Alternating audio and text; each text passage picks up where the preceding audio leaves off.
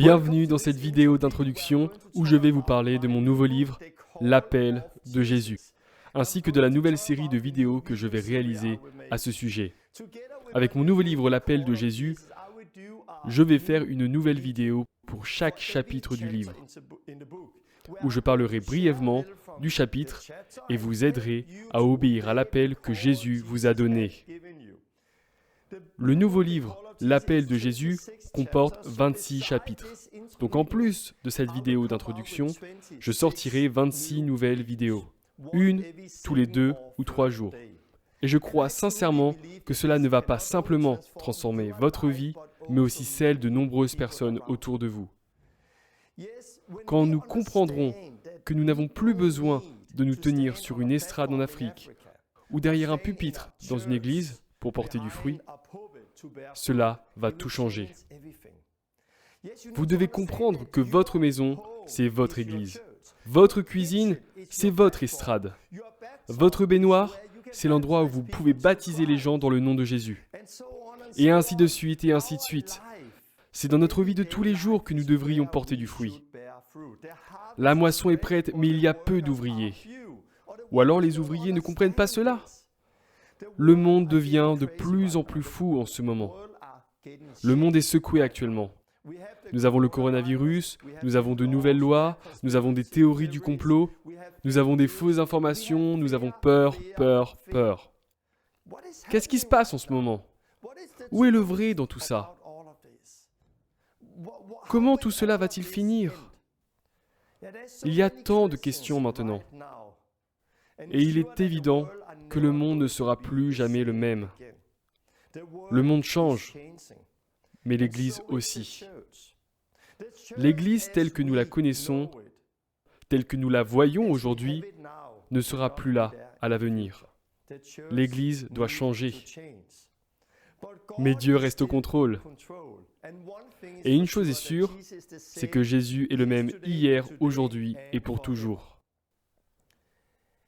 Et la clé à tout ça, c'est que vous et moi, et tout le monde, nous le trouvions.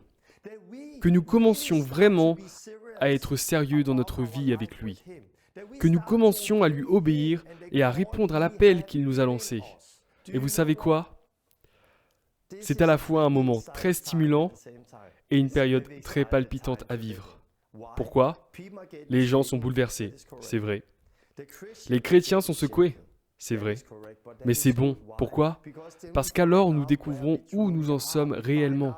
Nous découvrons où nous plaçons notre espoir. Plaçons-nous notre espoir en lui ou dans le gouvernement? Notre espoir réside-t-il dans notre santé ou dans notre système? Sur quoi nous basons-nous? Un peu partout en ce moment, les lois sont en train d'être changées. Donc même aujourd'hui, beaucoup d'églises doivent fermer. Elles ne peuvent plus organiser de grands rassemblements et doivent donc se retrouver en petits groupes. Quand j'entends cela, je me dis « Waouh, cela ne peut être que bon ». Pourquoi? Parce que la moisson est prête et qu'il est temps pour nous de se réveiller. Il est temps de commencer à vivre la vie à laquelle Jésus nous a appelés. Il y a quelques années, j'ai écrit 2 livres. L'un d'eux est ce livre, La dernière réforme. Il traite de l'Église et de la façon dont nous, en tant qu'Église, avons besoin d'une réforme. Comment nous devons sortir du système de l'Église. Nous devons revenir à la vie que nous lisons dans le livre des Actes. Le livre La dernière réforme retrace mon témoignage, comment j'en suis sorti et comment j'ai commencé à voir des fruits extraordinaires. Voici une citation tirée de mon livre La dernière réforme. Le christianisme a démarré en Israël en tant que mouvement, un mouvement de croyants qui était conduit par le Saint-Esprit, qui guérissait les malades et chassait les démons. Cela a commencé comme un corps vivant, le corps de Christ. Puis le mouvement est arrivé en Grèce pour devenir une philosophie. Il est ensuite arrivé à Rome pour devenir une institution. Il se propagea par la suite dans le reste de l'Europe pour devenir une culture. Et enfin, le mouvement est apparu en Amérique et il est devenu un business, une industrie. Le mouvement avait commencé comme un corps et celui-ci est devenu un business. Mais si vous faites d'un corps un business, n'est-ce pas de la prostitution? Pourtant, c'est ce que nous avons fait. Nous avons prostitué le corps du Christ. Nous nous sommes tellement éloignés de ce que Jésus voulait initialement. Et dans ce livre, La dernière réforme, je parle des églises de maison, de l'importance de revenir à la vie simple mais puissante que nous lisons dans le livre des Actes. Loin des méga-églises, revenons aux choses simples, mais réelles et puissantes où les gens se réunissaient chez eux. Parce que les méga-églises ne peuvent pas résister quand les persécutions les atteignent. L'Église telle que nous la connaissons n'est pas viable pour l'avenir. Et nous le voyons d'ores et déjà avec le virus, que de nombreuses lois ont été modifiées et beaucoup de choses se produisent. Et un grand nombre d'églises doivent fermer leurs portes. La dernière réforme concerne donc l'Église et un appel à la réforme. Il s'agit de la nécessité de réformer l'Église. J'ai écrit un autre livre intitulé « Chrétiens, disciples ou esclaves ». Ça ne parle pas tellement de l'Église, mais plutôt de ce qu'est un disciple, de ce qu'il en coûte de suivre Jésus. Et que si nous voulons le suivre, nous devons renoncer à nous-mêmes et porter notre croix pour que nous puissions le suivre. Nous avons besoin de naître de nouveau. Avoir foi en Dieu n'est pas suffisant. Il ne suffit pas de venir à l'église. Il ne suffit pas de lire la Bible. Nous devons naître de nouveau et nous devons obéir à Jésus. Nous devons le suivre. Dans ce livre, je parle du fait que Jésus n'a jamais utilisé le mot chrétien. Ce n'est jamais sorti une seule fois de sa bouche, mais il a utilisé le mot disciple. Disciple. Et j'explique ce qu'est un disciple dans ce livre, qu'un disciple est comme un apprenti. Et beaucoup de gens ont été bénis par ces deux livres, La dernière réforme et Chrétiens, disciples ou esclaves. Mais aujourd'hui, je sors un nouveau livre, L'appel de Jésus, où je vais aller un peu plus loin, pour parler de ce à quoi Jésus nous a réellement appelés.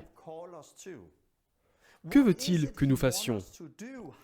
Comment devons-nous lui obéir? Quel est l'appel de Jésus pour vous? Quel est l'appel de Jésus pour moi? Et comment lui obéir?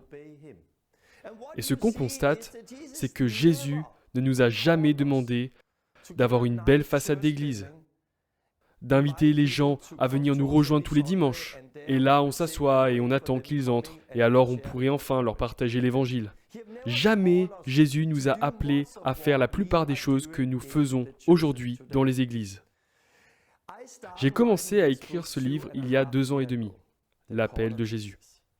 Et depuis, tant de choses se sont passées dans notre vie.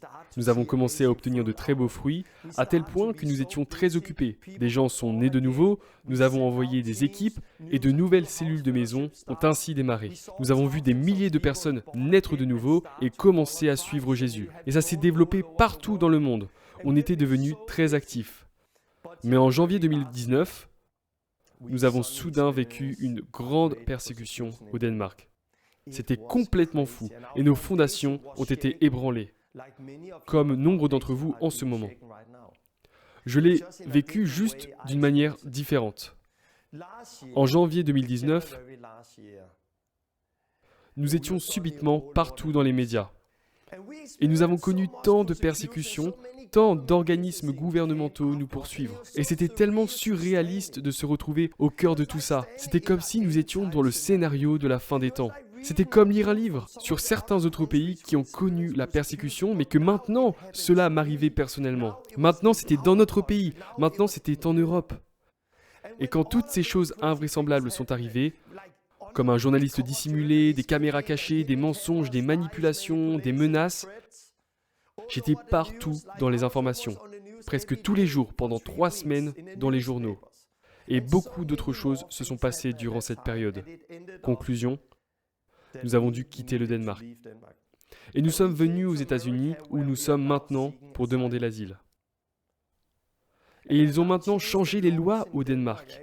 Et il devient de plus en plus difficile pour moi et pour mes amis là-bas d'obéir à la mission que Jésus nous a donnée. Mais vous savez quoi? Dieu reste au contrôle. Et en chemin pour l'Amérique, j'ai senti Dieu me parler. Je sentais qu'il me disait « Torben, tu es un pionnier et je te forme. Tu endures cela maintenant afin de pouvoir aider mon Église à être prêtes quand cela leur arrivera. Mon Église n'est pas prête quand la persécution arrivera pour chacun d'entre nous. Et donc je l'ai senti me dire, Torben, je t'ai laissé traverser ces épreuves pour aider mon Église, pour les former et les réveiller. Car ce que tu vis maintenant va avoir des répercussions dans le monde entier. Waouh, je n'aurais jamais imaginé que ça irait aussi vite. Tout comme j'ai été secoué à ce moment-là, beaucoup le sont aujourd'hui. C'est peut-être votre cas, et ce n'est que le début.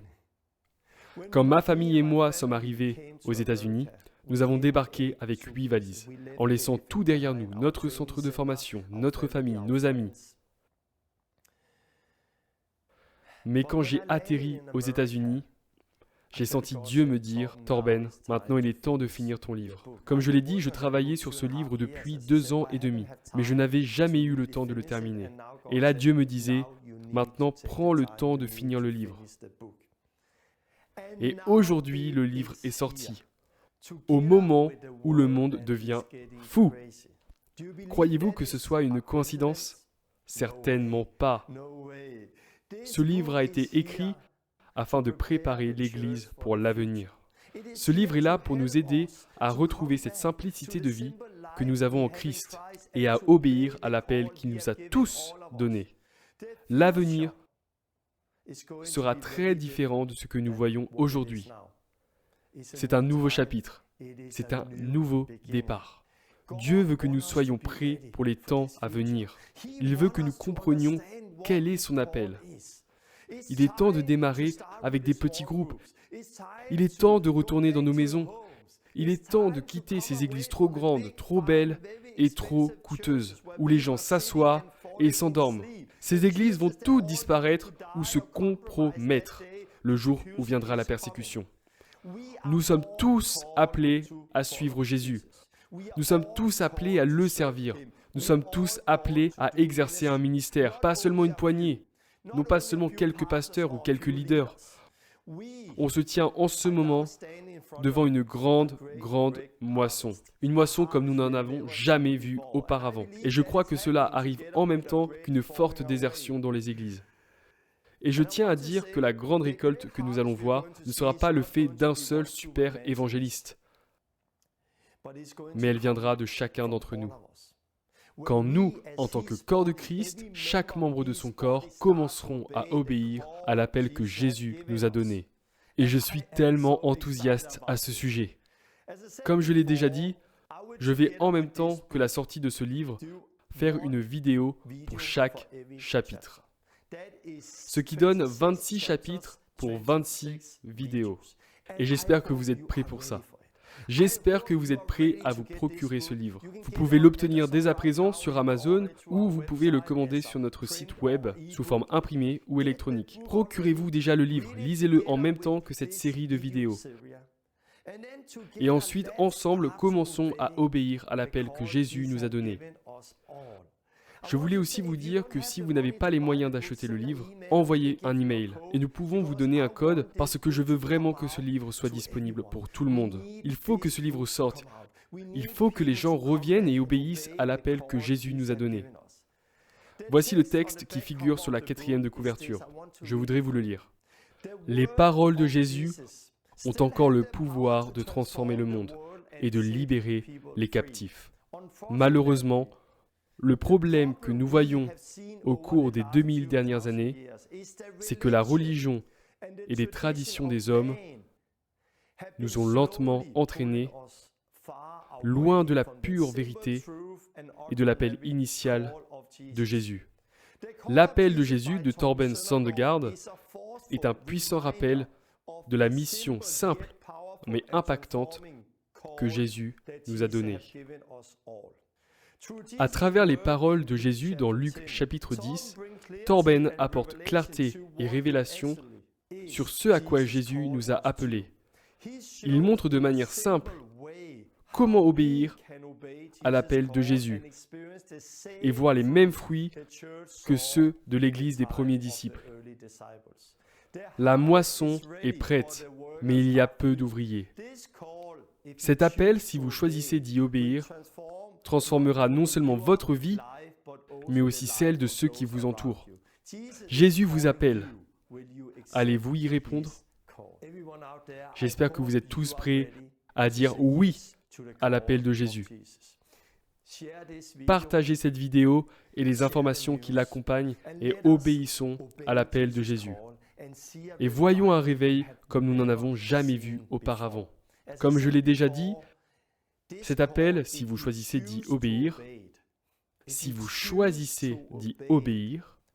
transformera non seulement votre vie, mais aussi celle des personnes qui vous entourent.